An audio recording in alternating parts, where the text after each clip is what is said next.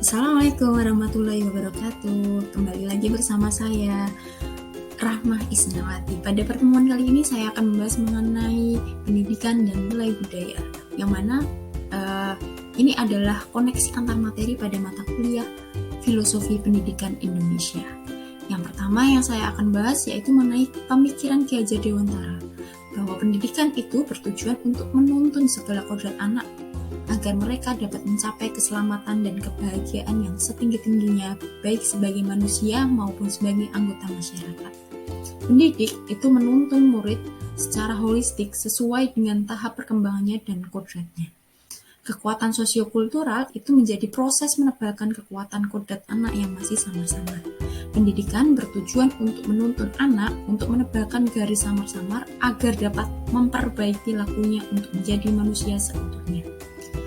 Terkait dengan kodrat alam dan kodrat zaman, pendidikan itu berhubungan dengan kodrat anak, kodrat alam, dan kodrat zaman. Pendidikan itu harus disesuaikan dengan nilai-nilai kemanusiaan dan konteks sosial budaya Indonesia yang beragam, karena hal tersebut dapat menjadi kekuatan kodrat alam dan kodrat zaman dalam mendidik.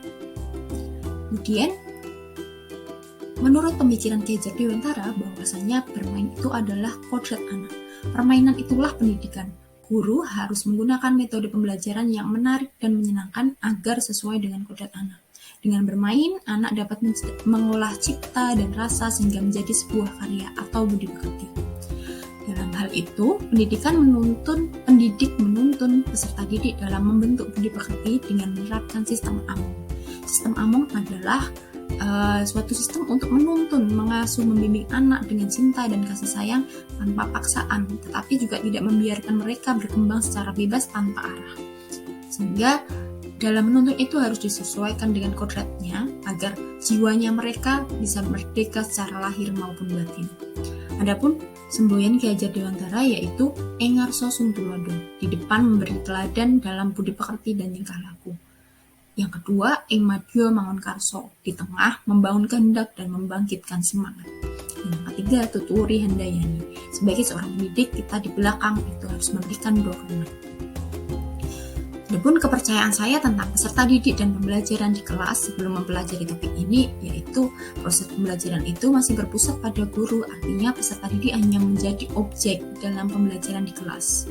Peserta didik itu diibaratkan sebagai kertas kosong yang bisa kita tulisi sesuai kemampuan pendidik. Pembelajaran itu selalu dilaksanakan di dalam kelas, tidak maksimal jika dilaksanakan di luar kelas.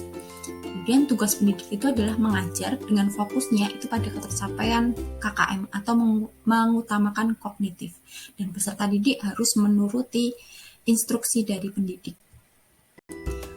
Adapun yang berubah dari pemikiran dan perilaku saya setelah mempelajari topik ini yaitu anggapan saya bahwa peserta didik itu adalah subjek pembelajaran, sehingga pendidikan haruslah berpihak atau berpusat pada peserta didik dan disesuaikan dengan kebutuhannya. Pendidik itu berperan sebagai penuntun, bukan penuntut peserta didik dalam mencapai tujuan pembelajarannya. Nah, dalam menuntun itu harus dilaksanakan secara holistik dan sesuai dengan kodrat peserta didik itu sendiri. Kemudian pembelajaran itu dilaksanakan dengan sistem Among, menuntun, mengasuh, membimbing anak dengan cinta dan kasih sayang tanpa paksaan. Tugasnya pendidik itu tidak hanya mengajar saja, namun juga mendidik dan menuntun anak dalam membentuk budi pekerti yang baik. Pembelajaran itu dapat dilaksanakan di dalam maupun di luar kelas dengan penerapan pembelajaran kontekstual agar pembelajaran dapat lebih bermakna. Kemudian, proses pembelajaran dan suasana kelas yang mencerminkan pemikiran Ki Hajar Dewantara sesuai dengan konteks lokal sosial budaya di kelas dan sekolah, yaitu menerapkan proses pembelajaran yang menyenangkan.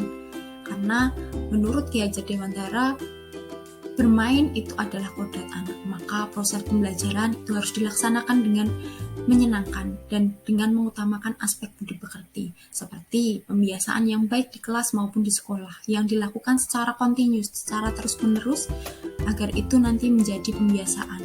Yang contohnya dapat dilakukan dengan mengawali dan mengakhiri kegiatan pembelajaran dengan berdoa. Kemudian bersama-sama membersihkan lingkungan sekolah, misalnya dengan piket maupun kerja bakti, karena dengan hal itu bisa melatih kerjasama dan gotong royong. Melaksanakan membiasakan peserta didik untuk melaksanakan sholat duha dan sholat duhur bagi muslim secara berjamaah. Lebih berempati dengan teman yang sedang sakit dengan cara menjenguknya, dan selalu memberikan kata-kata positif untuk teman sebangku atau teman sekelasnya. Berterima kasih ketika diberi pujian maupun bantuan, dan berkata minta maaf ketika melakukan kesalahan, baik yang disengaja maupun tidak disengaja. Karena dengan hal tersebut, maka pembelajaran itu tidak hanya kognitifnya saja, tapi juga budi pekertinya akan tertanam. Proses pembelajaran dan suasana kelas yang lainnya yaitu melaksanakan proses pembelajaran yang berpusat pada peserta didik. Karena pada dasarnya peserta didik itu unik, maka pembelajaran itu akan lebih bermakna ketika berpusat pada peserta didik. Maka metode pembelajaran yang dilakukan haruslah bervariasi, dapat juga dengan permainan, dan metode pembelajarannya harus disesuaikan dengan kebutuhan dan karakteristik peserta didik. Kemudian yang ketiga yaitu menerapkan konsep merdeka belajar, yang mana hal ini memberikan kebebasan pada peserta didik dan mengeksplorasi dalam menentukan belajar, baik akademiknya maupun non-akademiknya. Yang keempat, melaksanakan pembelajaran kontekstual dengan disesuaikan dengan lingkungan belajar agar pembelajaran lebih bermakna. Yang kelima, yaitu memberikan keteladanan dan contoh yang baik melalui pembiasaan disiplin dalam waktu ke sekolah. Dan yang terakhir, membudayakan budaya lokal untuk mentransformasikan pendidikan karakter anak melalui profil pelajar Pancasila. Sekian yang dapat saya sampaikan, semoga ada manfaatnya. Marilah kita bisa menjadi pendidik yang bisa menuntun anak untuk mencapai kodratnya dengan mengutamakan budi pekerti. Terima kasih atas perhatiannya. Sampai jumpa di pertemuan selanjutnya. Wassalamualaikum warahmatullahi wabarakatuh.